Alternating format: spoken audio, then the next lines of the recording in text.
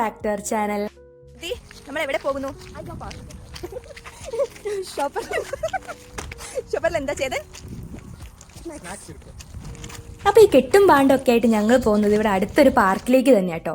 അപ്പോൾ അതാ ഞങ്ങൾ ബസ് കയറി, ശരിക്കും നടക്കാനുള്ള ദൂരമേ ഉള്ളൂ, പക്ഷെ ഞങ്ങൾ ബസ്സിനാട്ടോ പോയത്. നിങ്ങൾ കണ്ടോ, ഡോഗ്സിന് വരെ പ്രത്യേകം ഒരു സ്ഥലമുണ്ട് ബസ്സസിലൊക്കെ, സൈക്കിൾസും എല്ലാം വെക്കാൻ വേണ്ടിയിട്ട് പ്രത്യേകം സ്ഥലമാണ്.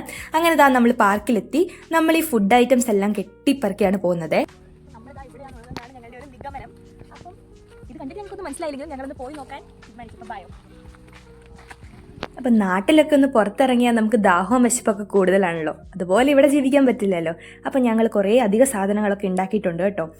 ഞങ്ങൾ കുറച്ച് സമയം കൊണ്ട് കുറച്ചധികം പ്രിപ്പയർ ചെയ്തിട്ടൊക്കെ കൊണ്ടുവന്നതാണ്. അപ്പോൾ ഞങ്ങൾക്ക് നല്ലൊരു സ്ഥലം തന്നെ കിട്ടിയിട്ടോ. ആ ഫ്ലവേഴ്സൊക്കെ കാണാൻ നല്ല ഭംഗിയുണ്ട്.